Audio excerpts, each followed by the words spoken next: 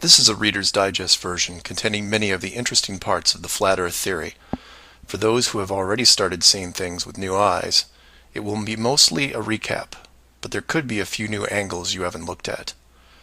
For the rest of you who are new to this, the first question is invariably, is this a joke? Because it's a joke, right? And that's where we start, because it's one of our two basic childhood facts.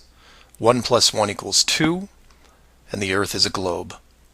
We're taught this before almost everything else, and that right there should give you a clue on how serious this secret is. But for those who have forgotten their history, here's the modified Men in Black version. For the first 4,000 years of our civilization, we believed that the Earth was a flattish disk, surrounded by a solid dome barrier called the firmament. All of the 5 major religions had their own version of this, and the churches enforced the belief. Then, around 1514, a man named Copernicus created a new model of the world. He stated that if the Earth was spinning around 1,100 miles an hour and circling the Sun at 60,000 miles an hour, the world was then round. And while the math more or less worked, there was a problem. It was 1500, and the technology to prove such a theory wasn't there. The first balloon to carry people wasn't invented until 1760. Sailboats were the only travel over water, and the fastest thing on land was a horse. But the new worldview was promoted and took hold. The religions adapted to handle the new reality, and life moved on. More importantly, the globe model was quickly introduced into the education systems. Over the next 500 years, the challenges to this model faded, to the point where the globe was accepted as universally as physical laws such as gravity. Read that again if you didn't absorb it. For 20 generations, people believed that the Earth was round because there was a globe in every classroom they sat in. There was no proof. Hundreds of years went by, and still civilization had no way of proving the theory. Planes were invented around 1900, but until 1957, nothing could go high enough to give a true perspective of where we lived. And that's when everything got strange. The United States and Russia both sent up rockets high enough to take decent pictures, and what they saw scared them a great deal. How do we know they were extremely concerned about the sky? Because the US and Russia immediately started firing nuclear weapons straight up, and they kept firing for the next 4 years. A few things to keep in mind here. First, this was now 1958. Nuclear weapons were very expensive and hard to come by. These also weren't those nominal yield 20 kiloton toys we used on Hiroshima. This was high kiloton to low megaton, and we couldn't get them up fast enough. And the strangeness continued in other places. In 1959, only a year into the atmosphere bombardment, 10 nations, including the United States, made Antarctica off-limits to any colonization. A treaty was put in place and to this day remains intact. Over 50 nations now have signed off on this treaty. Do you know any treaty that has lasted that long between all industrialized nations? Moreover, do you know any piece of real estate in the world that is owned by no one?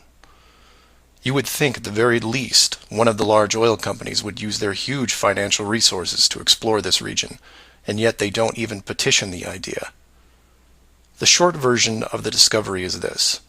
By 1958, the military had discovered the very solid upper and outer edges of our world, and had to create a way to put up do not enter signs without looking obvious. It was tricky, but if there is one thing I have learned about the authority, it's that nothing is left to chance. Most of the work had already been done for them, so their job was primarily in the details. The sky part of the dome was much higher than commercial air traffic, so the only thing they had to worry about there was the space program, which is immediately militarized. The outer border had the natural benefit of not only an extensive ocean, but a scaling decrease in temperature and a steady increase in iceberg frequency to discourage ships, all leading to a permanently frozen landmass that could not be used for any form of agriculture. This ocean and ice layout had worked well for thousands of years because the technology of the current civilization didn't evolve quickly. Sailors avoided cold weather seas whenever possible, and oxygen levels get low enough to harm people, even on high mountains. The brilliance of the design comes in the simple fact that human males are corrupted by power. Corruption so total, in fact, that they would rather hide the world itself rather than risk their power on it. You could theorize that kings and popes were told of the world a long time ago. Maybe an ancient scroll or book.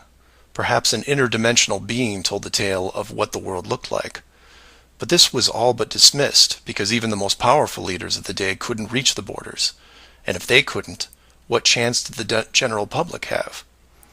It's one thing to be told of the giant impenetrable dome, but it's a whole different animal when you finally stand right next to it.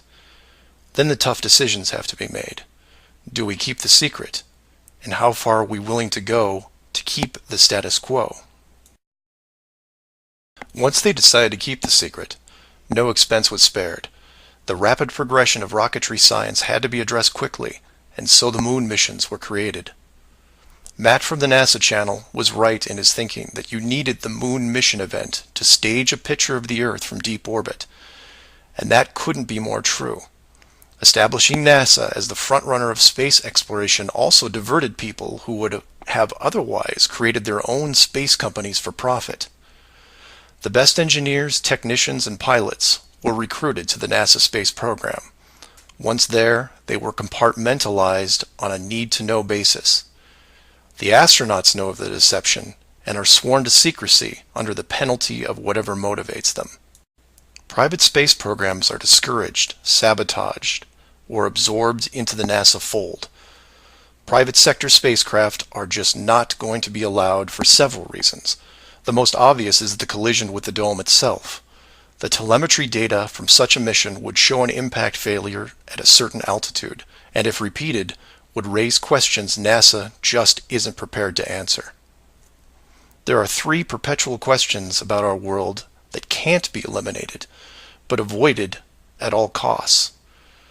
These are the questions you should ask yourself and others if this protective layer is going to be lifted. I'd like to preface this with a thank you to Max Malone, a conspiracy hardcore who has a knack for boiling down debates to a single paragraph whenever possible. It was he who said, after over 50 years and thousands of hours of space travel footage, both by NASA and other countries, there is no exterior shot where the astronaut completes the simple act of panning the camera 180 degrees, let alone a full 360-degree sweep. This has never happened on any moon mission, exterior space station, nothing, ever. Statistics will tell you that this would have already happened by accident years ago, but it hasn't, and it won't. This is because of the rule they cannot break, the same rule that applies to television set shows that never show the fourth wall. Why? Because there is no fourth wall. Number 2. When you search online for pictures of the Earth from space, 95% of what you will see is a collection of artificial composite shots. In 2000, when I did this search, there was exactly one picture by NASA showing the bottom part of Africa and Antarctica. Now that picture is hidden within hundreds of simulated images. There are HD cameras everywhere, and no one is taking a shot of the Earth, because you can't get enough altitude to do it. Number 3. The commercial air travel routes for the southern hemisphere are wrong. This is an easy thing you can check out in 60 seconds. Take a map reading of the distance between anywhere near Australia and anywhere in South America. It's a straight shot across the South Pacific. Now find your favorite travel site and try to get there non-stop.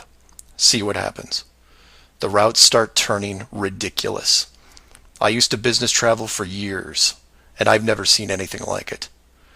It's the one thing in the general public world they can't hide, the actual distance between these two places. On a round world, the flight is easy, just a straight shot across an ocean. But on a flat world, it becomes the greatest distance between 2 points. There are no shortcuts, so they distract you with multiple connections and layovers. It's only blind luck that the United States was in the northern hemisphere. Otherwise, the increased traffic would have raised eyebrows by now. I know, I know. It's madness. It's lunacy. There are people who will tell you straight to your face that all the leaders of the world are lizards, and yet these people laugh out loud when you say the words flat earth. I was, and still am, a huge conspiracy guy. I literally ran out of new tin hat topics to research, and I still wouldn't look at this one without embarrassment. But every time I glanced at it, there was something unresolved. And once I saw the near perfection of the whole plan, I was hooked. Do your own homework. Ask the questions. Get past the possibility and see if you can move into an even bigger picture. Like who built the dome and why. That's where it starts to get really interesting and things start opening up. I know I said years ago that the greater good was something that should be preserved. That JFK, Pearl Harbor, and 9/11 were inevitable. I still believe it, and I understand the decisions. The globe illusion, however, has run its course over the last 500 years. It's time to start again. If that means we end up getting the attention of who or what created this place and force the reset of the world, is that such a bad thing? I've put some links in the description that you might want to check out, like the current map projections used by the USGS, the United Nations logo, the Flat Earth Society, high-altitude nuclear tests, the Antarctica Treaty, among others.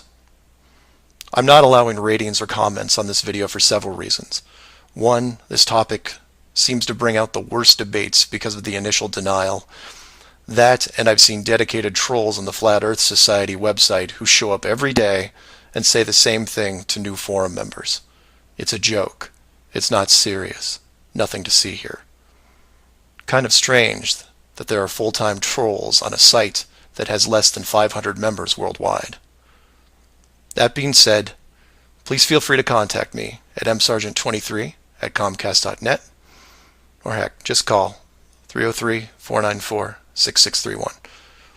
I know no one uses the actual phone anymore, but I'll answer what I can.